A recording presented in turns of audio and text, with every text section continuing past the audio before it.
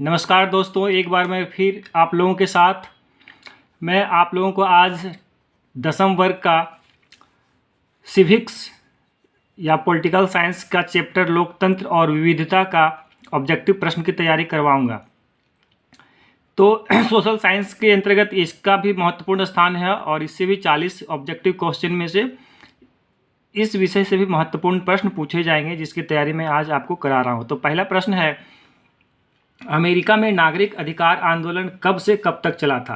तो लोकतंत्र और विविधता के अंतर्गत एक चैप्टर है कि अमेरिका में नागरिक अधिकार आंदोलन कब चलाया गया था। तो यह 1954 से लेकर 1968 तक चला था। ये आंदोलन क्यों चलाया गया था? यह आंदोलन अमेरिका में चला था और वहाँ जो अफ्रीकी मूल के आश्वेत थे, यानी कि अफ्रीकी मूल के जो लोग अमेरिका में बस गए थे और जिनको आश्वेत कहा जाता है, उन्होंने ये नागरिक आंदोलन चलाया था, क्योंकि अमेरिका में नस्ल भेद या रंग भेद, बहुत नस्ल के आधार पर भेदभाव किया जाता था। इसी को मिटाने के लिए यह अमेरिका के लोगों ने, अफ्रीकी जो लोग अमेरिका में बस गए थे, वह यह नागरिक अधिकार आंदोलन चलाया था। इस आंदोलन में ज़्यादा लोगों को सफलता नहीं मिल पाई, लेकिन यह एक अहिंसात्मक आंदोलन था। दूसरा प्रश्न है, नागरिक अधिकार आंदोलन का नेतृत्व किसने किया था? जो अमेरिका में नागरिक अधिकार आंदोलन चला, इसका नेतृत्व किसने किया था? तो इसका नेतृत्व मार्टिन लूथर किंग जूनियर ने किया था। मार्टिन लूथर किंग जूनियर, याद रखिएगा। तीसरा नंबर प्रश्न है, मार्टिन लूथर कहाँ के रहने वाले थे? तो ये अमेरिका के रहने वाले थे। ये अमेरिका के एक महान सामाजिक क्रांतिकारी थे। ठीक है, प्रश्न ऐसा भी पूछ सकता है कि मार्टिन लूथर कहाँ के रहने वाले हैं। ऑप्शन में रहेगा अमेरिका, यूरोप, अफ्रीका, फ्रांस। तो अमेरिका लिखना है। चौथा नंबर प्रश्न है, आश्वेत शक्ति आंदोलन कब से कब तक चला था? तो आश्वेत शक्ति आंदोलन 1966 से 1975 तक चला था। ठीक है दोस्तों, या ऐसा भी पूछ सकता है कि आश्वेत शक्ति आंदोलन कब प्रारंभ हुआ था? तो लिखना है 1966। और पूछेगा आश्वेत शक्ति आंदोलन कब समाप्त हुआ था या कब खत्म हुआ था? तो 1975 में खत्म हुआ था। मैं दोनों इसलिए लिख दिया कि इसमें अगर आप इसको याद कर लेंगे कि 1966 से 1975 तक चला, तो किसी भी प्रकार से प्रश्न पूछेगा आप उसका उत्तर आसानी से दे सकते हैं।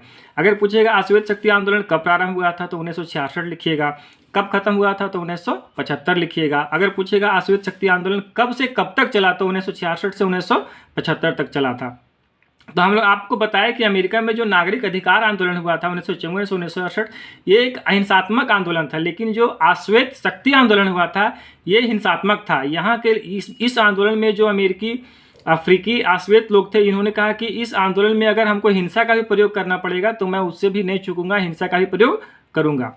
5वां नंबर का प्रश्न है, आश्वेत शक्ति आंदोलन किसके खिलाफ चलाया गया था? तो यह नस्लवाद के खिलाफ चलाया गया था, जिसको हम लोग रंग भेद भी कहते हैं। अमेरिका में जो श्वेत लोग थे, श्वेत गोरों को कहा जाता है, आराश्वेत सामान्यतः काले को कहा जाता है। तो अफ्रीका में नस्ल भेद का शिकार महात्मा गांधी भी हुए थे, आप लोग जानते होंगे। सबसे पहले उन्होंने सत्याग्रह आंदोलन दक्षिण अफ्रीका में ही चलाया था, नस्लवाद रंग भेद के खिलाफ। तो आश्वेत शक्ति आंदोलन भी जो है वह नस्लवाद के खिलाफ एक आंदोलन था। नस्लवाद या रंग भेद को खत्म करने के लिए आंदोलन चलाया गया था और इसमें हिंसा का भी प्रयोग किया गया था। बोला, अगर उन्होंने कहा कि अगर इसमें हिंसा का भी प्रयोग करना पड़े तो भी मैं इससे पीछे नहीं हटूंगा। अगला प्रश्न है 6ठा नंबर, उत्तरी आयरलैंड किस देश का हिस्सा है? तो उत्तरी आयरलैंड जो है वह ग्रेट ब्रिटेन का हिस्सा है, ग्रेट ब्रिटेन का। 7वां नंबर प्रश्न है, उत्तरी आयरलैंड में रोमन कैथोलिकों की आबादी कितनी थी?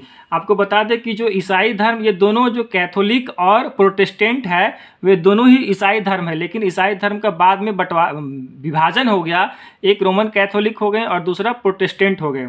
तो उत्तरी आयरलैंड में दोनों धर्म के लोग पाए जाते थे, कैथोलिक भी पाए जाते थे और प्रोटेस्टेंट। तो अगर पूछे उत्तरी आयरलैंड में रोमन कैथोलिकों की आबादी कितनी थी, तो 44% था दोस्तों। और 8वां नंबर प्रश्न है कि उत्तरी आयरलैंड में प्रोटेस्टेंटों की आबादी कितनी थी? तो 53% थी। ठीक है, दोनों ही ईसाई धर्म था, लेकिन रोमन कैथोलिकों की जनसंख्या 44% और प्रोटेस्टेंट की जनसंख्या 53% थी।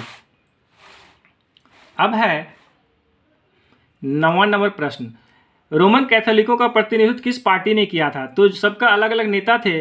तो रोमन कैथोलिका का नेता कौन, मतलब राजनीतिक पार्टी कौन था? Nationalist party. यही नेशनलिस्ट पार्टी ने रोमन कैथोलिकों का नेतृत्व कर रहे थे।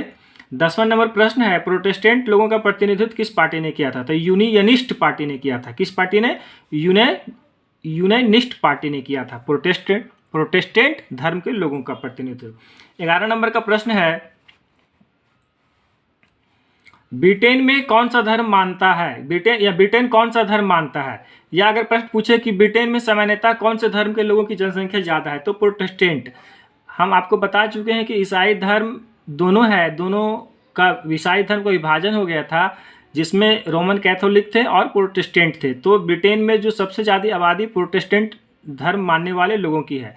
पूछेगा ब्रिटेन सामान्यतः कौन सा देश है, तो प्रोटेस्टेंट देश है। या ब्रिटेन में सबसे ज़्यादा आबादी किस धर्म के मानने वाले लोगों की थी, तो प्रोटेस्टेंट धर्म मानने वाले लोगों की थी।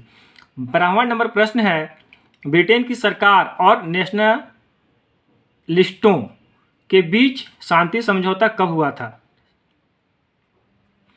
तो ब्रिटेन की सरकार और नेशनलिस्टों के बीच शांति समझौता 1998 में हुआ था। कब? 1998 में। चूंकि प्रोटेस्टेंट धर्म का जो नेता कौन था?